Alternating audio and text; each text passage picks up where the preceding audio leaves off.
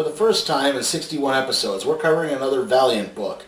Now, if you remember my Rye review, that's my review of the Valiant Masters Rye collection, well, there's not really enough time to get into the entire history of Valiant comics. That being said, I can kind of give you a rough outline of their origins. Valiant came into being after a failed attempt by former Marvel Comics editor-in-chief Jim Shooter to purchase his former employer. Valiant started out publishing licensed comics based on Nintendo characters and the World Wrestling Federation. However, Shooter had a grander plan in mind. Shooter licensed 3 characters published by Dell/Gold Key Comics in the 1960s. Dr. Solar, Magnus Robot Fighter, and Turok, Son of Stone. He then used those 3 books as the foundation for a new shared universe, with Rye, the book we covered way back when, being a spin-off of Magnus. The book we're covering today, Harbinger, is unique in the sense that it's Valiant's first truly original property. It's not a licensed property the way Solar or Magnus were, but it's also not spun off of a licensed property the way Rye was spun off of Magnus. It's also Valiant's first team book, something not too unfamiliar to Jim Shooter, who got his big break working on titles like the Legion of Superheroes and the Avengers. Also, yes, if to any of you in the comments, I do know when Jim Shooter started working on the Legion of Superheroes, but I'm saving that factoid for a later time. The name Harbinger comes from a term for a teenager who develops psychic powers which manifested in different abilities, and the foundation that would study those teenagers. However, a young man named Peter Stanchek found out the Foundation's plans for world domination and escaped to set out to assemble a team to take them down. In turn, the Harbinger Foundation has branded the group a threat. Now I know what you're thinking. A group of superpowered teenagers who represent the next step in human evolution, protecting a world that just doesn't understand them? Isn't that the same premise as the classic British television show The Tomorrow People?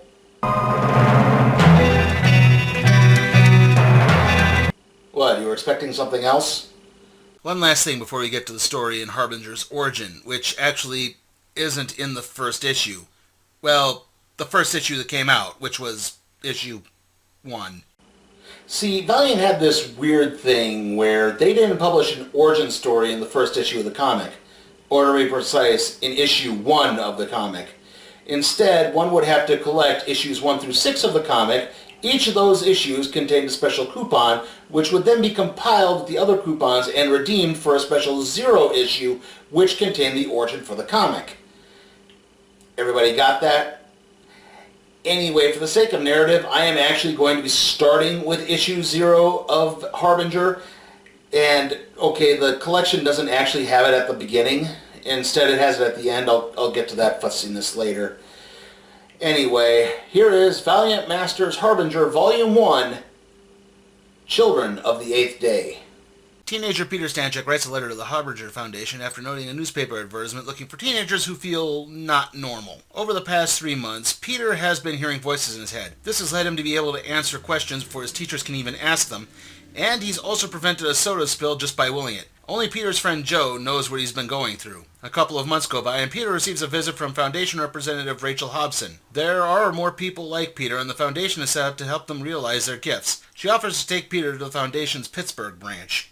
Over the next few weeks, Peter begins to harness his abilities, and his confidence grows. He even manages to work up the courage to ask out his longtime crush, Chris Hathaway, on a date. She starts to turn him down, only to suddenly do a 180. And all of this is beginning to arouse Joe's suspicions. At the Foundation, Peter meets 2 other Harbingers, both very attractive women named Eel and Weasel. Well, actually, that's their code names. Peter has also come to the attention of a man named Harada Toyo. Toyo Harada is the first Harbinger and thus the founder of the Harbinger Foundation. And part of his ability is that he can help other Harbingers tap into their abilities with his psychic powers. In fact, there's only been one other Harbinger he hasn't helped tap into their abilities, Peter Stanchek.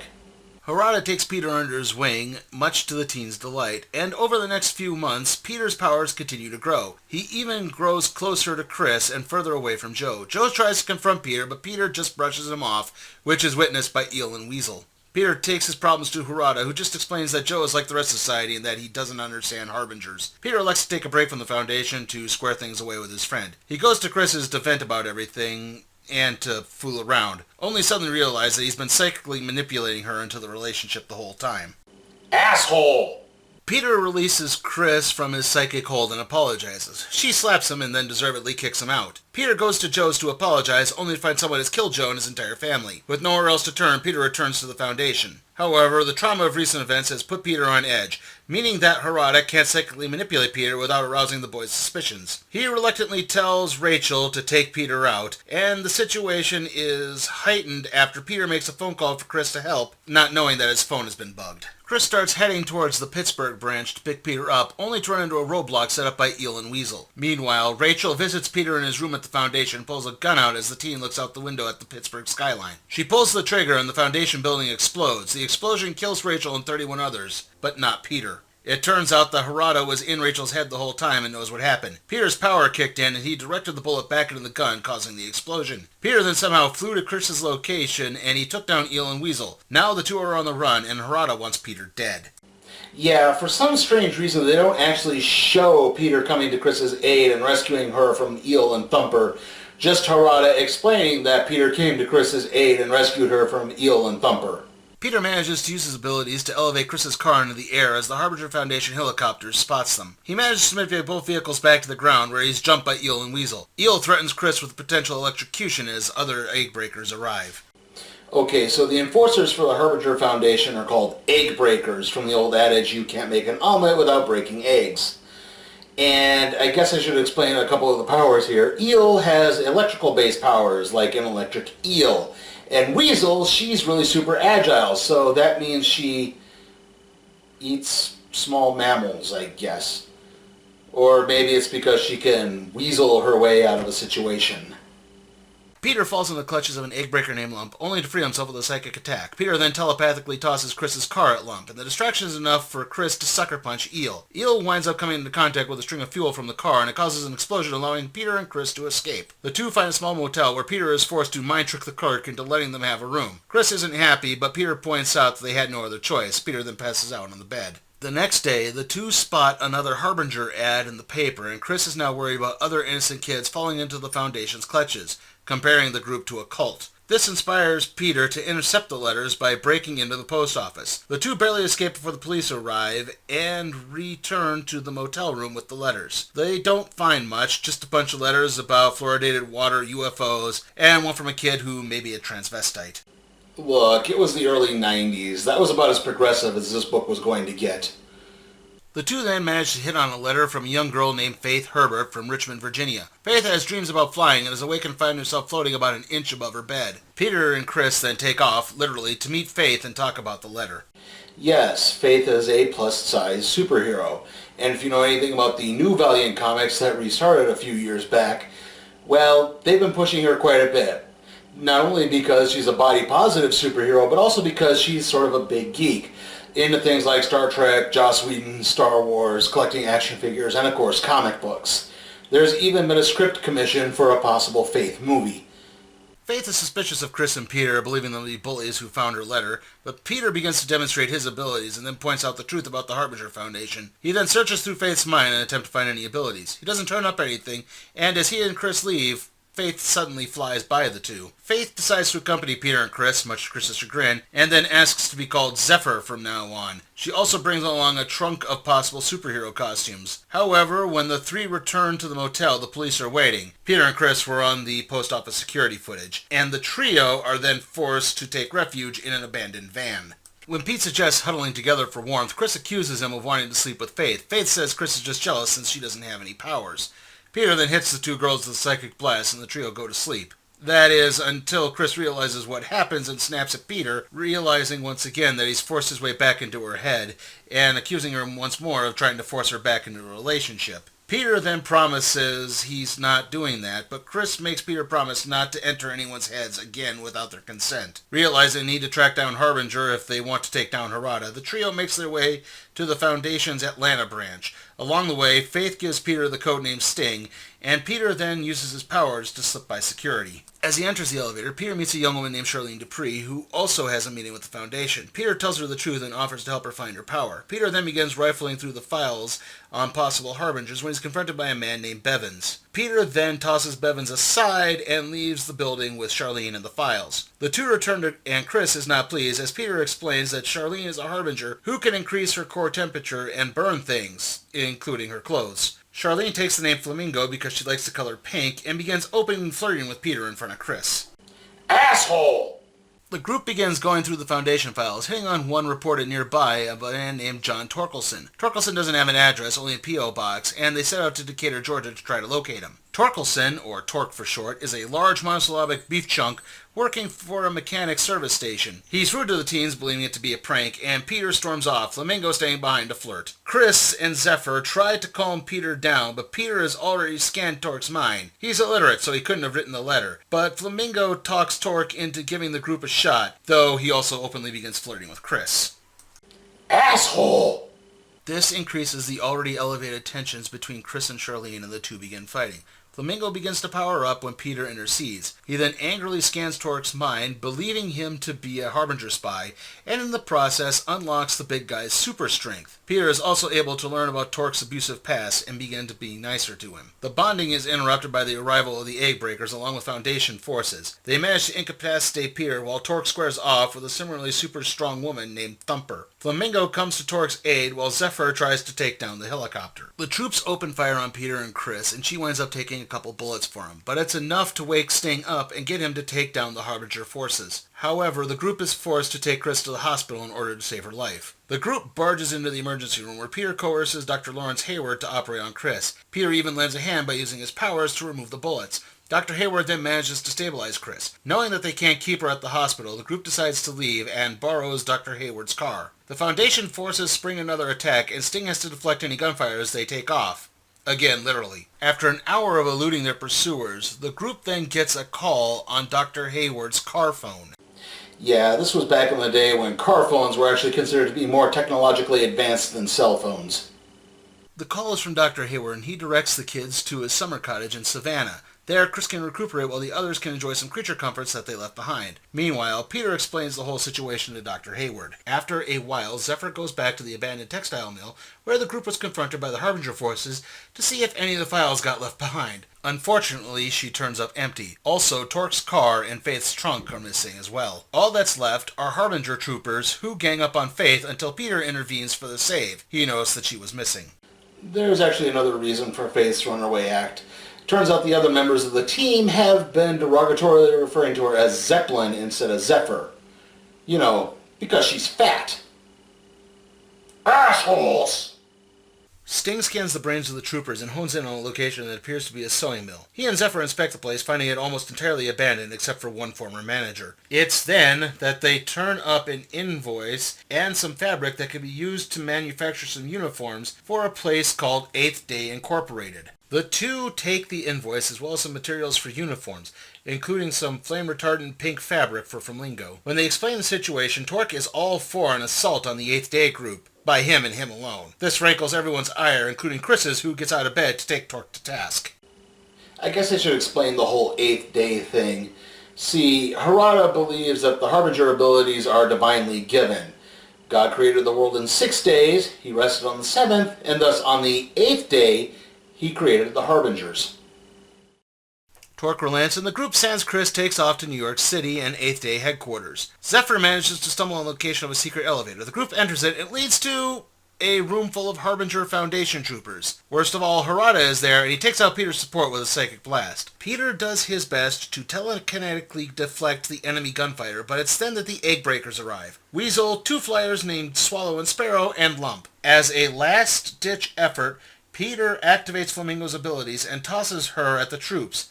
He then douses his teammates with water from a nearby pool to wake them. Torque goes after Lump while Zephyr squares off with Swallow and Sparrow. There's an initial struggle, but eventually the teens win out when Harada escapes. The group then locates Harada's office and his personal safe. They then make off with a few $1,000,000 so they don't have to rely solely on Dr. Hayward. They also manage to swipe an encrypted floppy disk.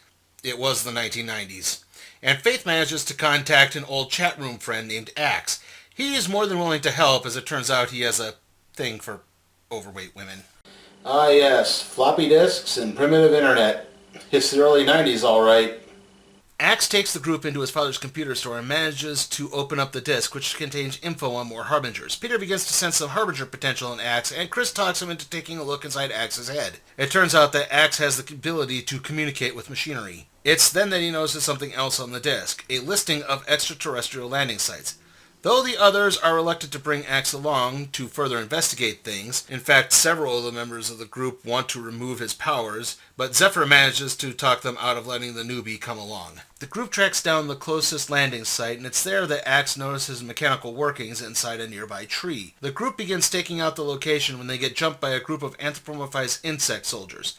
They make quick work of the soldiers, but Axe winds up shooting one in the back in order to get their communicator, which upsets everyone. A couple of button pushes, though, reveals the alien spaceship. The group begins inspecting the ship, and then Axe disobeys orders when he starts playing with the controls. This causes the ship to take off and begin flying towards the moon. Oh goody, they're going to meet Wolziak and the other space orcas from that South Park episode.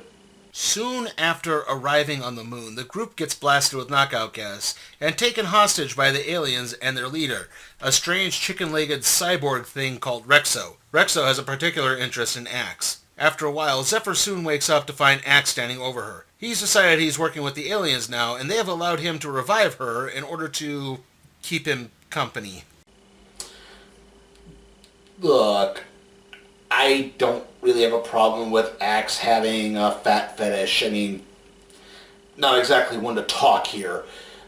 But the fact that he negotiated on Faith's behalf while she was unconscious, yeah, that's just kind of creepy. Well, really creepy. Well, really sickening. Zephyr isn't having any of Axe's BS and sets about trying to resuscitate her friends. She manages to wake Peter, who takes down Axe with a psychic blast. Peter and Faith then revive the others. The commotion brings forth Rexo and the other aliens. A fight breaks out, but Flamingo is unwilling to enter the fray, allowing Chris to get grabbed and the others to get overwhelmed. Finally, Charlene plays love slave with Axe long enough to burn his testicles. She then prepares to take on Rexo and his forces. Flamingo manages to take down the aliens and Rexo by melting the floor. The others come to and force Axe, who's still suffering, to fly them back to Earth. Along the way, they drop Axe off somewhere in the middle of Georgia and then return to Dr. Hayward's summer house. They notice that it's gotten quite a bit chilly as they land, and suddenly everything in the house is covered up as it were abandoned. They turn on the TV to discover that they've been missing for nearly 5 months, and it's now December. Faith flips out as she's missed almost half her senior year of high school, and now she won't graduate. Peter tries to keep everyone together, but Chris points out that Faith isn't the only one missing out on a senior year. The next morning, Peter wakes up to find that Faith has gone home to Virginia while the others are preparing to leave as well. Though Chris has been helping Torque learn to read, and after he accomplishes reading a whole book, the big guy goes in for a kiss. Say it with me now. Assholes! Peter witnesses the kiss and confronts Chris, who just says it was a friendly kiss goodbye and nothing else. She then leaves, but not before accusing Peter of wanting to hook up with Flamingo again. Meanwhile, Axe has made his way back to Seattle and picked up the Harbinger Foundation disc. He finds the addresses of a few redacted members, one named Bazooka, who's a specialized marksman, one named Spikeman, who has the ability to generate spears made of electricity, and one named Fort, who can generate force fields. Back with the group, they have each returned to their own homes. Charlene tries to patch things up with her devoutly religious mother. Faith finds that she just misses the excitement she had with her friends and that action figures really can't fill that void. Torque returns home to his garage to find that it's shut down after the owner died. And Chris can't even return home at all after she notices Harbinger Foundation vehicle is staking out both her and the Stanachek home. Chris returns to Savannah and patches things up with Peter, as Faith and Flamingo also arrive shortly thereafter, and the group heads out to find Torque. They arrive to find him being attacked by Axe and his team of rejected Harbingers. Spikeman drills Torque with several shots and then nails Peter, while Fort protects Bazooka from Zephyr, and Axe's dog then attacks Chris. They manage to fight Axe's team off, with Torque coming to Chris's aid, and they return home to the summer cottage for some holiday first aid. A few months later, and the group is in New Orleans for a vacation. After getting a photo to mark the occasion, the group splits up for some sightseeing. Peter just goes for a walk, while Faith goes flying, and Chris and Charlene take in an art museum while Torque says he's going to a strip joint. In reality, though, he wanted to visit a zoo as Zephyr bumps into him there. When the group meets back up for dinner, they see a report about an explosion at the Harbinger Foundation headquarters in Dallas. Peter senses that Harada will be there, so the group heads off to Dallas. They're not wrong, as the explosion was caused by an A-breaker codenamed Puff, who specializes in explosions. He's lost control of his powers, and Harada is needed to help calm him down. The explosion has also captured the attention of someone else, Dr. Solar. Phil Selesky was a nuclear physicist who found himself trapped in a nuclear fusion reactor that was undergoing a meltdown. Selesky managed to shut the reactor down before a meltdown could occur, but he absorbed lethal amounts of radiation in the process. Instead of killing Selesky, though, instead it gave him the ability to manipulate matter on a molecular level. Selesky went on to dub himself Dr. Solar after the Gold Key Comics character he read as a kid. Yes, Gold Key Comics actually exist within the Valiant Comics universe, even though they also have heroes from Gold Key Comics. The group of teens commandeer a plane so that they can land near the explosion sites, but they're immediately spotted by security. Meanwhile, Harada is in a sub-basement with Puff, who's locked in a containment field, while Puff's girlfriend, Thumper, looks on. However, the arrival of the teens has interfered with Harada's ability to help Puff, meaning they might wind up having to kill the egg breaker. The teens arrive to prevent Harada from terminating Puff and Thumper, who wanted to die with her lover. A fight breaks out between Peter and Harada as they stare each other down in a psychic battle. Thumper intervenes, and Torque begins fighting with her, inadvertently ripping off her top in the process. Puff begins to lose control once more, and Harada flees. Peter tries to help Puff out by going into his mind, but it's too scrambled. It's then that Dr. Solar arrives, to Zephyr's delight. After being filled in on the situation, Solar resolves to help Puff relearn his powers, as the two have similar abilities. It doesn't work until Peter hits on an idea. He has Solar break down a chunk of concrete, and then occupies Solar's mind. He then transfers the information from Solar's mind into Puff. It works, but Solar isn't pleased. Peter didn't have permission to enter his head, and it's then that Harada returns, with backup. Before any fighting can break out, Solar intercedes, pointing out that while Harada and the Foundation may be in the wrong, that doesn't mean Peter and company are in the right. Solar leaves with the kids, while Harada elects to bide his time. The group settles down in a clearing outside of town, and Solar warns the teens to stay away from Harada. Also, he reminds Peter once more that abuse of power, even under the best intentions, is still abuse. The group really doesn't heed Solar's advice and immediately returns to the Foundation headquarters. Harada and company spring up almost immediately, and the groups square off as Puff and Thumper look on. The two are obviously conflicted, as Peter did save Puff, and eventually they decide to turn on Harada and help the teens escape. The group, along with Puff and Thumper, settle down at an abandoned mobile home for the night. The two now ex-Eggbreakers now point out that they're not joining up, they're just paying back the favor, and then they leave the next morning. Meanwhile, Chris isn't feeling too good. She's been really woozy and throwing up a lot in the morning. This leads Flamingo to ask the obvious question about a certain time of the month. Okay, again, I have to kind of harken back to my Valiant Masters Rye review. If you recall that, we ran into a little storyline called Unity, which was a company-wide crossover event with all the Valiant characters. And that storyline is kind of impossible to review because the people who now own Valiant no longer own the rights to Solar, Magnus, and Turok. Which obviously leads to things being a little difficult because I'm only getting part of the story. Now, there aren't any Unity tie-ins in this collection. The Unity tie-ins began with issue 8, and this collection ends at issue 7. But I do have to touch on something that does happen in issues 8 and 9. Yes, Chris is pregnant, but Peter is not the father. Torque is. And the baby actually winds up growing up to be Magnus, the robot fighter. Puff and Thumper try to leave town, but they run into Harada at the airport. He explains that he's disappointed in them, but he does understand why they did what they did, and the two will be allowed to leave without penalty. Of course, in reality, Harada was actually just scanning them to discern the location of the teens and where they are headed. On the way back to New Orleans, the group's rental car is driven off the road by the Eggbreakers. An Eggbreaker called Ghost blinds Chris, Peter, and Torque with a light flash until Flamingo burns him. A disoriented Torque stumbles into a nearby forest where he's jumped by Lump and stabbed in the back. The others fight off their attackers and find Torque, with Zephyr leaving to get help. The ambulance arrives sooner than anyone expected. This, along with the fact that none of the teens are allowed to accompany Torque to the hospital, begins to arouse some suspicion. Peter rips open the ambulance door to find the Eggbreaker Weasel injecting something into Torque's IV. The group pulls Torque from the ambulance, and Peter tries to save him with his powers.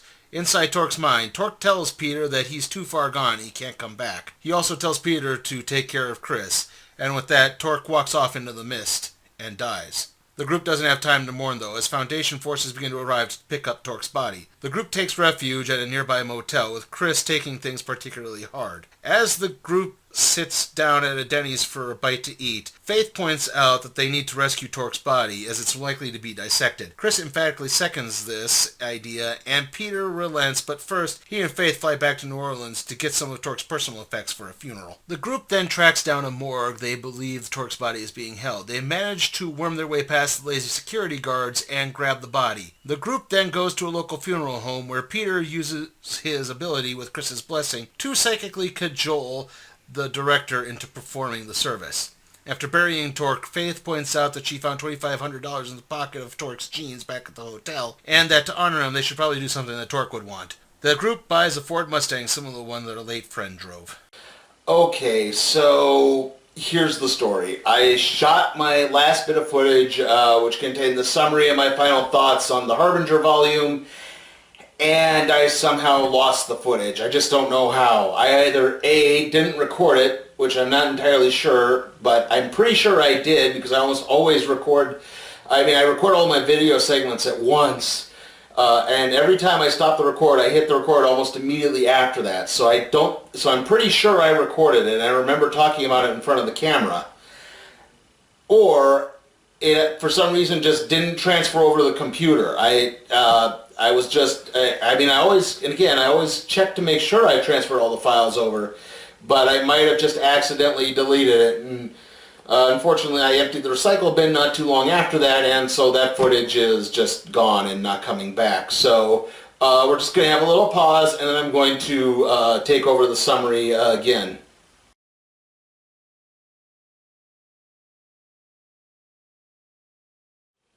And so concludes Valiant Masters Harbinger Volume 1, Children of the Eighth Day. How was it? Well, for one thing, this book is just kind of really jam-packed. I mean, there's not a dull moment in it.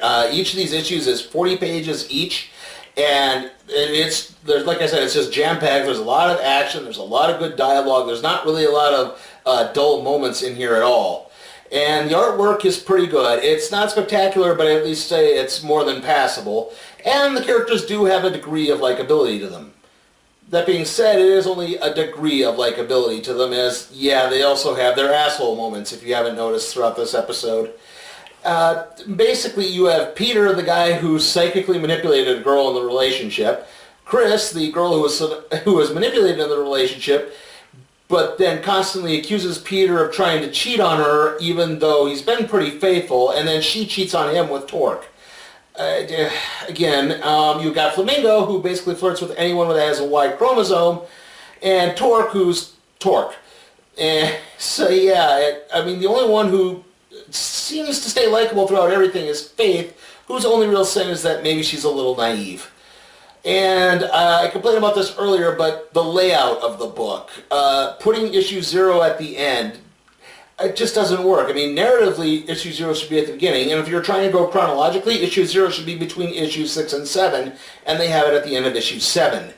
It just doesn't make sense. If you are interested in this, and you happen to be a member of the Comixology Unlimited program, you can read these in the proper order, starting with issue 0 that way, and I would recommend that being the path you take for this.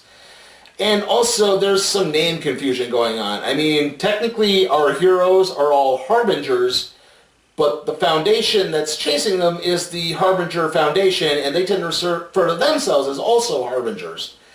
And the team name isn't the Harbingers, but I don't know what to call them. I have to constantly call them the group, or the teens, or the teen group.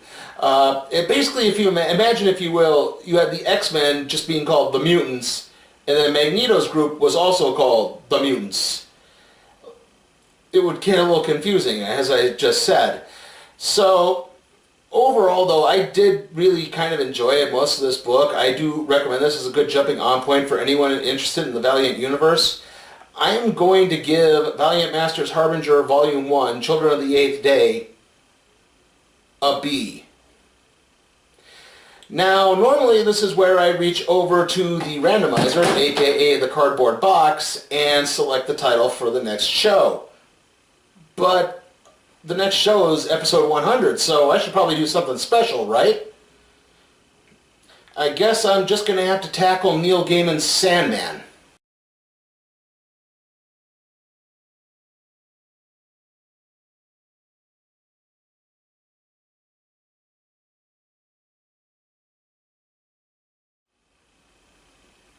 See you all in 3 weeks.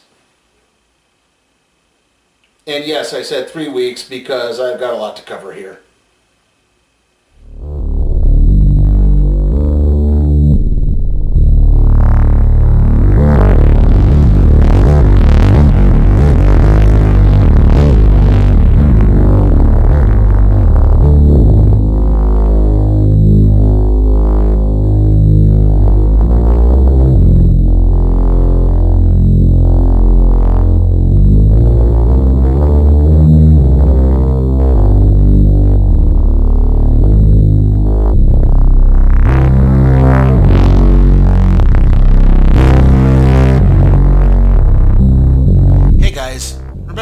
help support my work at patreon.com/sleepytimeforcatproductions, where you can request a trade to be placed in the randomizer, aka the cardboard box.